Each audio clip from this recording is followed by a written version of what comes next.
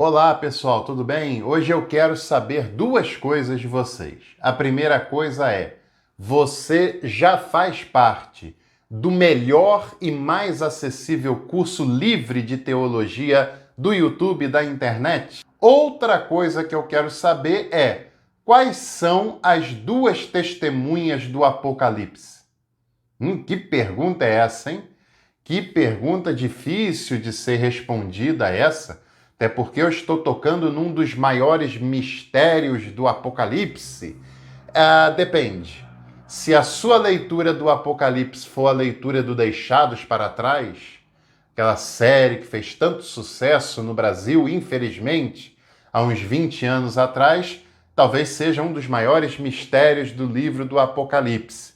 Agora, se você lê o livro do Apocalipse entendendo esse livro como um texto bíblico, que faz parte da literatura apocalíptica, talvez não seja tão misterioso assim. Não é tão claro, mas talvez não seja tão misterioso assim. Se ainda não faz, não pode perder mais tempo. Venha fazer parte da Escola de Capacitação Teológica. É muito simples, só R$ 29,99 por mês no primeiro semestre. Você paga pelo clube de membros aqui do canal. Uma vez por semana as aulas são transmitidas ao vivo, só para os membros, é claro, desse valor. E depois essas aulas ficam disponíveis para esses mesmos membros assistirem quantas vezes quiserem e quando quiserem. Nós temos um corpo docente muito qualificado e experiente.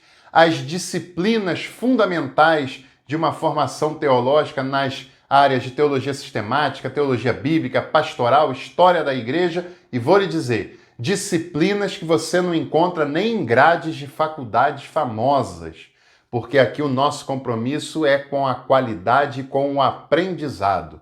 Então, sabe quando que você vai encontrar um curso deste nível por esse valor? Se não for aqui com a gente, você não encontra em lugar nenhum. Vamos lembrar de um texto dos evangelhos que é o da transfiguração de Jesus. Você certamente conhece esse texto. Quem é que aparece para Jesus lá no monte em que ele foi no relato da transfiguração? Dou-lhe uma, dou-lhe duas, dou-lhe três. Sim, isso mesmo. Elias e Moisés. Mas você acha que aquela aparição foi literal? Você acha que de fato apareceu ali, carne e osso, ou quase isso, Moisés e Elias? Complicado isso, hein? O que aquele relato da transfiguração quer ensinar para o leitor? Isso é uma pergunta hermenêutica muito importante, da qual nós não podemos fugir. Os textos têm um propósito, eles querem comunicar algo, eles querem ensinar algo. Sim, na transfiguração quer ensinar algo. Moisés representa o Pentateuco, porque a tradição o via como o personagem principal e o atribuía a ele. A lei, a Torá. Já Elias era o principal representante dos profetas. Ou seja, Moisés representa a lei, Elias representa os profetas. Em síntese, Moisés e Elias representam as escrituras judaicas, representam o Antigo Testamento, e naquela passagem eles estão diante daquele que vai superar o Antigo Testamento, que vai trazer a graça e a nova aliança, as boas novas, que é o próprio Jesus. Por isso que isso tem muito a ver com o texto do Apocalipse. Em outras palavras, o Moisés, lá do capítulo 11 do Apocalipse, é a lei, a Torá.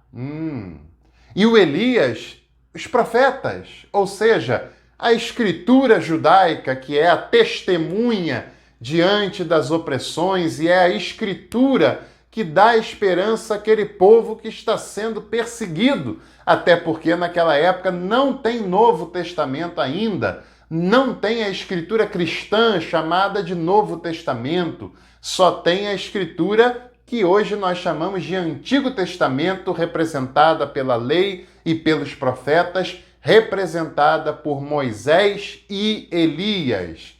Por isso as semelhanças se aproximam tanto desses personagens tão famosos e tão importantes para a tradição judaica? Pois era isso que o autor, provavelmente era isso que o autor tinha em mente.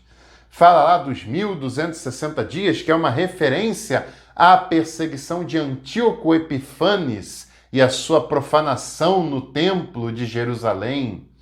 Exato, o Apocalipse pode ser explicado sim, com seriedade, com critérios, não sou eu que estou inventando isso, é claro.